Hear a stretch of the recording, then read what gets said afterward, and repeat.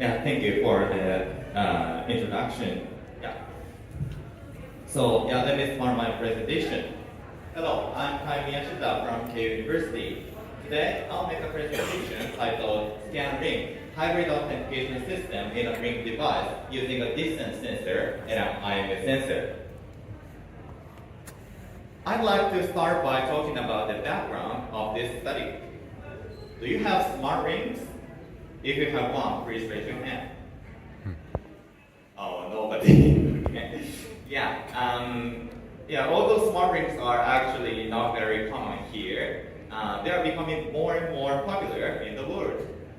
Smart rings are highly functional ring-type devices with various convenient features, such as contactless payment, smart lock control, and health tracking. These convenient features should require user authentication to be secure, but there are some problems. First, camera-based face authentication is not practical. The ring is simply too small to integrate a camera in terms of cost and power limitations. Moreover, it requires the storage of facial images, which raises privacy risks. Next, fingerprint authentication can be unreliable. It's sensitive to finger conditions like moisture or dirt. Furthermore, it requires a dedicated fingerprint sensor, and its functionality is limited to authentication. And of course, there is no enough space to input a passcode. Thus, it can be difficult to balance the requirements for miniaturization and power efficiency. I will introduce some related works on user authentication in ring devices. In the system with active acoustic sensing, the device emits sound from a speaker, then captures an acoustic signal by a microphone. Since this system uses a speaker and a microphone, it suffers from high power consumption.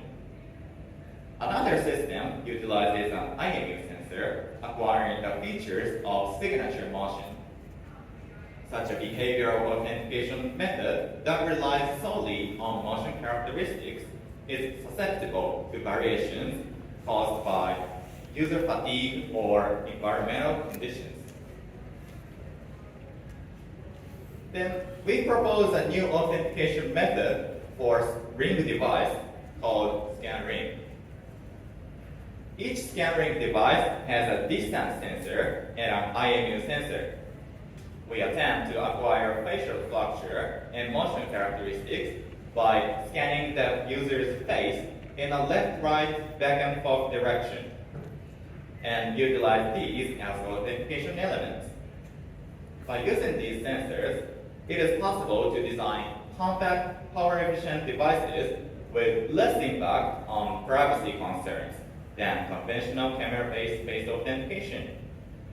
Furthermore, it is possible to build a system that can be used for multiple purposes, such as gesture input and live login, in addition to authentication functions. Here, I'll show you the overview of ScanRing. First, as illustrated in this figure, users perform a scanning action.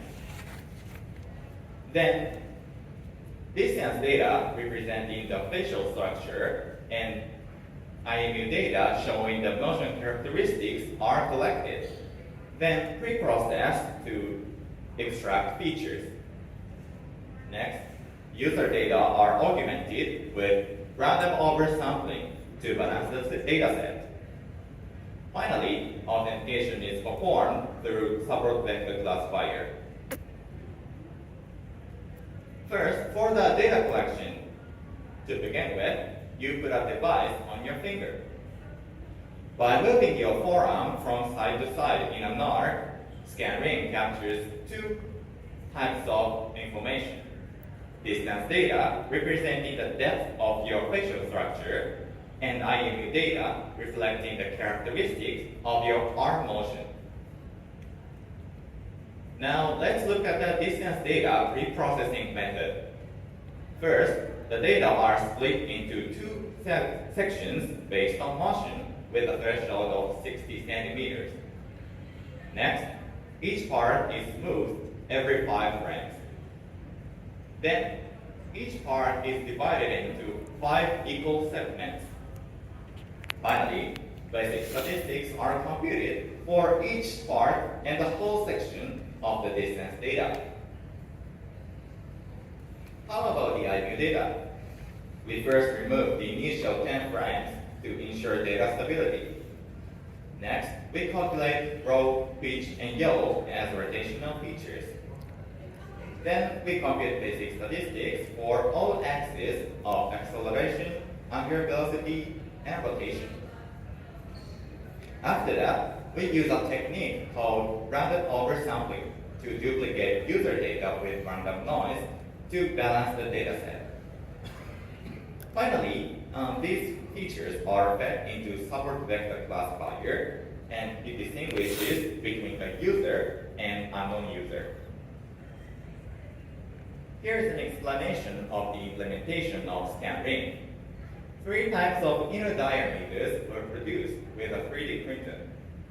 The stacks of the distance sensor and the IMU sensor are shown in this table. An LED is attached to the front left side of the device, which is used to notify users of the scanning process.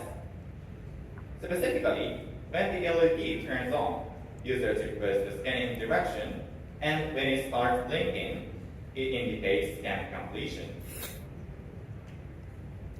I'll explain the experimental setup. First, as a preliminary experiment, we asked the participants to try 2 types of scanning motions, arm rotation and wrist rotation, to determine the scanning motion. Since the authentication accuracy was higher, we decided to adopt arm rotation.